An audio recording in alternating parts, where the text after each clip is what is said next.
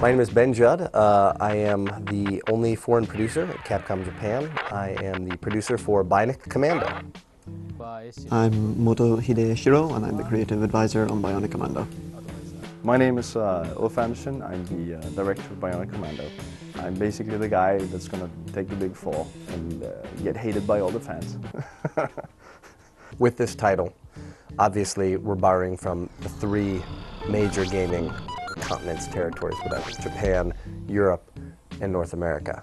It had to feel like a Capcom game, therefore having the Japanese design aesthetic in there was important. It had to also feel like it was something that Americans were going to be able to grasp, to like. So therefore it was important to have someone like me who was going to work directly with our marketing teams and PR teams in the US and in Europe. It also needed to have the high-tech level in order to get the physics, the swing where it needed to be, which is why we chose a Swedish developer that we felt was able to do that. Well, in this project we have, Grin in Sweden, and from my perspective, I think I have a lot of respect for Grin. I think they're an extremely good developer. They're a very high level of ideas. The technical side of it is pretty advanced, and we got a lot of experience in that area. So working together, we can get a lot of good stuff from Japan and good stuff from the Europe and the States. You're extremely lucky if you can find a company that's as similar in same vision, design, principles, creativity as what we are. That being said, their design process and procedures are different and their style is different. And trying to get the Japanese side, since we're the publisher, to understand the choices they've made, the order that they're going in to develop the game, that's always been difficult. I'd say it's been working out much better than most of the people outside of our companies would have thought it would work out. Whenever we make a decision, basically it's painful. Yeah, it's of course tricky.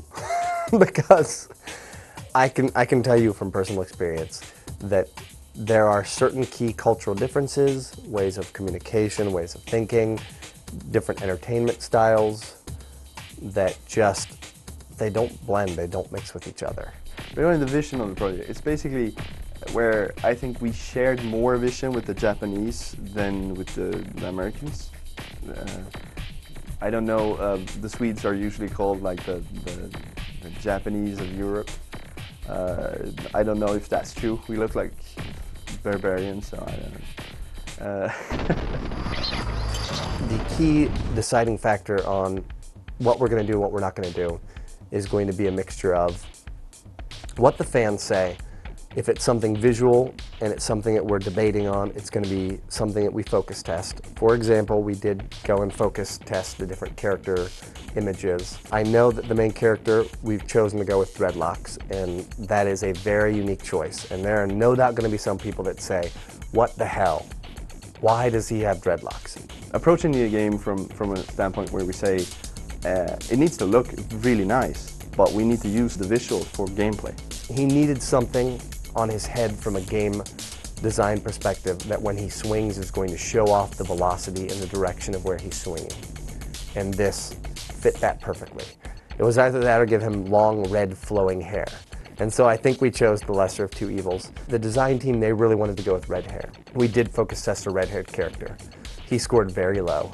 Nobody likes red hair. I have red hair. It makes me feel very bad. We've worked a lot on that, trying to get the old colors in and also kind of changing them somewhat, mostly in intensity, to make like the legs read separately from the arm. And it's really about approaching the game from a standpoint where we say it needs to look really nice, but we need to use the visuals for gameplay. It's very visual. You see a human with a bionic arm. It's real, but it's still got a certain element of fantasy. It's not too ridiculous. It's something that we can envision ourselves becoming or doing.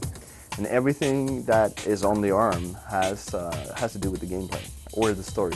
We kind of see it like another character of the game. Like the game has two characters, the main character and you have the arm character. And we decided that third person was going to be the best way to show off this character's super cool arm attached to the body.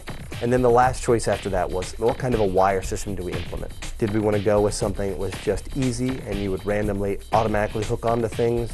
Did we want to go with something that was technical, where you had to choose specific swing points and could only attach to them? Did we want something different? And that's how we finally, after testing multiple months, came to a hybrid wire system that I've never seen in any other game, and I think it totally fits this title. There's not really any good swinging games where you have that control. This game could not be a game where you felt like it's a real experience, like you just get shipped through it. You need to, it should be more like a car game or something. While we don't have access to the original team, we still have access to the memories.